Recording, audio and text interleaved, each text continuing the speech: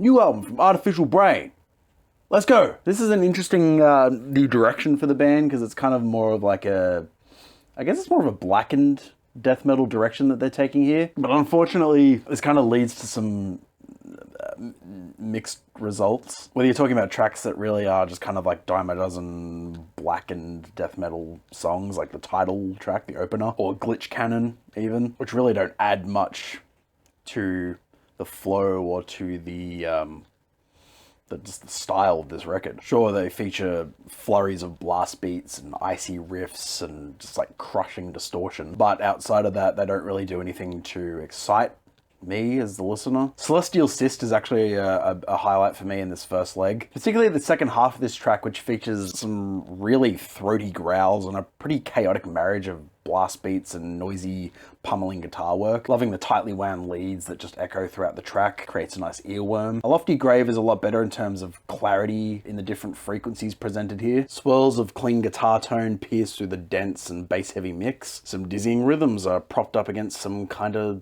psychedelic synth work. Definitely the most interesting track texturally so far. Spirals into some really wobbly bass licks and riffs. Unfortunately though, this song does not resolve at all. They just build up all this tension and then they just call it a day. Fantastic. One of the biggest pet peeves of mine, especially when we're talking about the metal genre, this kind of lousy, ill-conceived ending really does not belong on a track like this. Certainly a damper on what was otherwise a pretty enjoyable track. Tome of the Exiled Engineer. Bricked out layers of grinding guitar and angular bass. Lacking the kind of thrashy drum beats that come along every so often, they kind of, well, they just keep things interesting, you know? The chugging halftime rhythm changes are really making this thing a lot more tolerable. We got a cool 5/4 interstitial little portion that moves us back into a fiery blend of blasts and catchy riff ideas. The track coasts out on a nice hellish, doomy ending. Definitely the most solid and most satisfying song here so far. Parasite Signal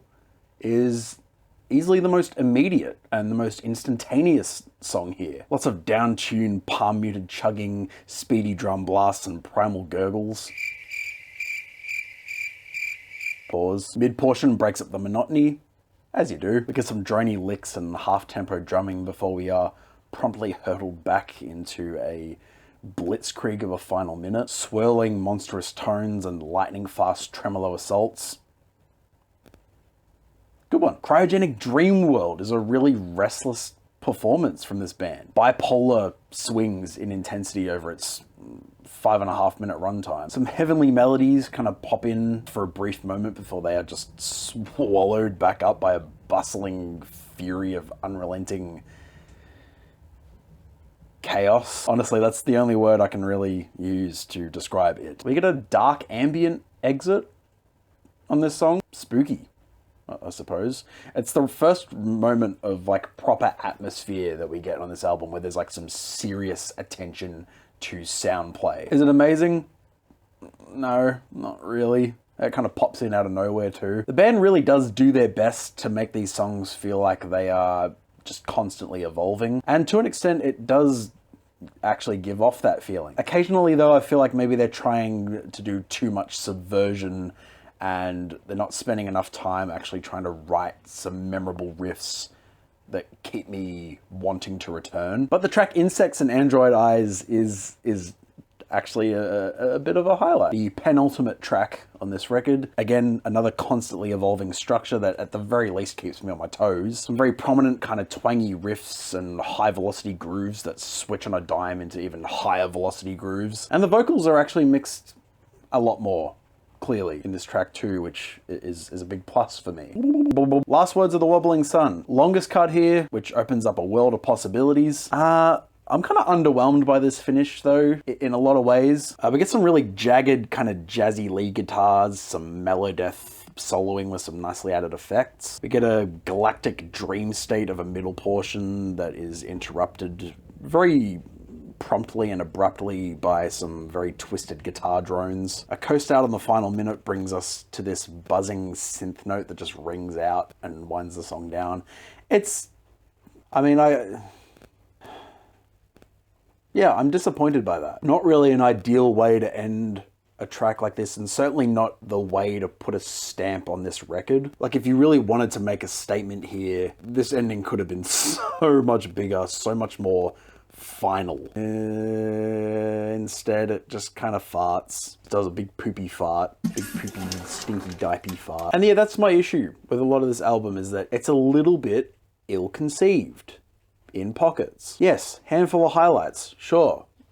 I will give it that it is certainly a throttling, pummeling experience. It is sound rich, it is dense, it's a black metal record. Not so much death, more black. It's more black. But the band on this album, in pockets, sounds like they don't really know how to conclude themselves. And like I mentioned earlier, they do tend to rely on switching up on a dime and creating these subversive kind of like gotcha moments. But there's just such a lack of catchiness.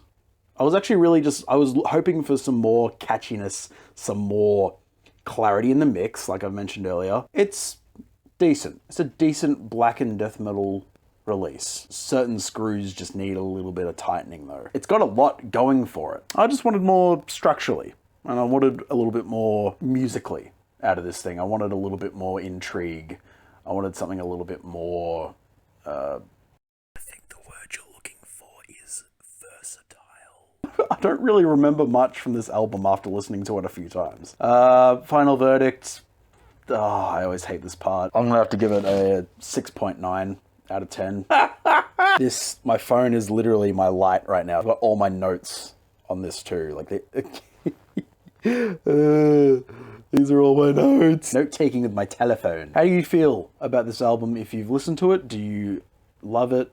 Do you despise it? Do you think Artificial Brain can do better? I think so. I certainly know what I'm talking about. Bring back the old Artificial Brain. Fix up the vinyls here, man, because they've been absolutely destroyed. I'm rambling. Okay, I'm done. Goodbye. Sweet dreams. Mwah, mwah, mwah, mwah, mwah, mwah. Don't forget to subscribe. What do you want me to review next?